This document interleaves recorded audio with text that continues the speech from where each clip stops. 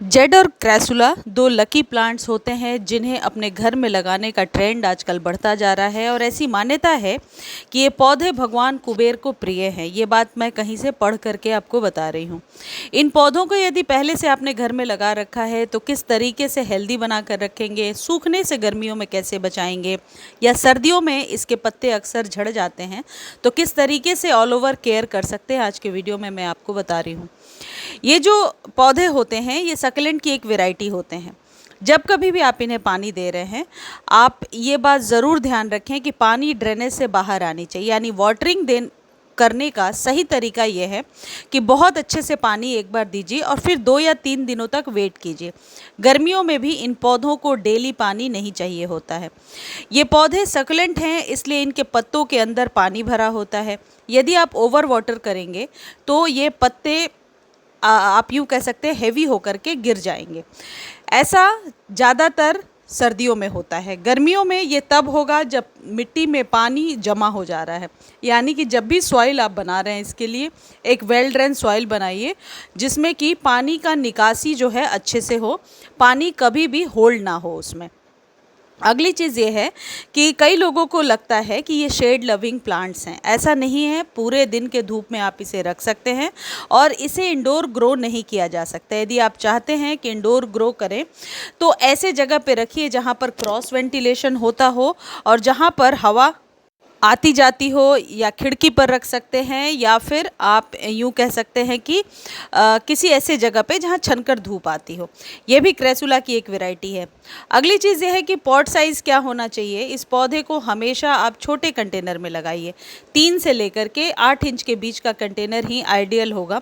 बहुत बड़े कंटेनर में क्या होगा कि जब आप पानी देंगे, पानी का जमाव ज़्यादा होगा और जल्दी पानी सूखेगा नहीं, और इसके जो रूट्स होते हैं ना वो नीचे तक नहीं जाते, ऊपर ही रहते हैं। तो रूट्स को यदि हमेशा नमी मिलती रही तो ये पौधा खराब हो जाता है। तो हमेशा आप इतने बड़े कंटेनर में, जो साइज़ मैं आपको दिखा रही हूँ, इतने बड़े कंटेनर में लगाइए। ये पौधे सालों साल आपके यहाँ ग्रो करते हैं, जल्दी ख़राब नहीं होते हैं।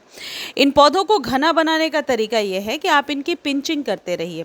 यानी कि पौधे के टिप के पास से 1-1 इंच यदि आप कट करके इसे शेप देते जाएं तो ये पौधा बहुत अच्छे से ग्रो होगा। और जो कटिंग है उसे आप आसानी से लगा सकते हैं। वैसे तो कटिंग लगाने का 2 ही समय सही होता है, स्प्रिंग में और रेनी सीज़न में, लेकिन मैंने देखा है कि जेड और क्रैसुला की कटिंग कभी भी लग जाती है।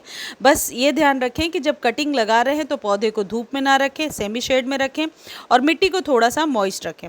डायरेक्टली कोकोपीट में भी लगा सकते हैं। कोकोपीट में लगाने से बहुत जल्दी रूट्स का एक्सपेंशन हो जाएगा और पौधा ग्रो हो जाएगा। अगली चीज़ ये है कि यदि कोई फंगस वगैरह लग गया आपके पौधे में तो आप नीम ऑयल 1 चम्मच लेकर पानी में डालकर स्प्रे कर सकते हैं।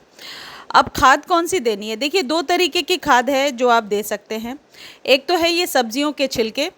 सब्जियों के छिलकों को आप रात भर पानी में भिगोइए, अगले दिन उसमें और नॉर्मल वाटर मिला करके और अपने सभी पौधों को दे दीजिए। ये जो वेजिटेबल पील्स का जो फर्टिलाइज़र है, ये पानी आपके पौधे के यूँ कह सकते हैं कि मॉइस्चर कैपेसिटी को बढ़ा देगा। यानी पौधे में मॉइस्चर ज़्यादा मेंटेन होगा, मिट्टी सूख कर दरारें नहीं फटेंगी और मिट्टी में उपजाऊ क्षमता बढ़ जाएगी। साथ ही साथ मिट्टी के जो माइक्रोब्स होते हैं जो ज़रूरी है आपके पौधे के ग्रोथ के लिए, वो मिट्टी में ज़्यादा अच्छे से पनपेंगे। इस पानी में हर एक 15 दिनों पर आप 1 चम्मच कोई भी प्रकार के जैविक खाद का इस्तेमाल करें, मिला करके और दे दें। या तो आप वर्मी कंपोस्ट दे सकते हैं या काउडंग मैन्योर दे सकते हैं। इसे देने के बाद आप फिर 15 दिनों बाद ही इसे रिपीट करें। बीच में नॉर्मल वाटर देते रहें जैसे मैंने आपको बताया है। आप चाहें तो 1 चम्मच चूना दे सकते हैं, सिर्फ 1 चम्मच चूना हर एक 3 महीने पर यदि आप अपने पौधे को, खासकर जेड और क्रैसुला को दे देते हैं तो इसकी पत्तियां थोड़ी ज़्यादा मांसल और अच्छी निकल करके आती हैं, क्योंकि चूना कैल्शियम का एक प्राकृतिक स्रोत है जो आपके पौधे के लिए, खासकर जेड क्रैसुला के लिए ज़रूरी होता है।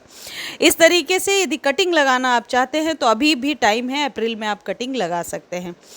इस तरीके से आप जेड और क्रैसुला को घना बना सकते हैं। यदि आप मेन एंट्रेंस पर रख रहे हैं तो दाहिनी साइड में रखिए।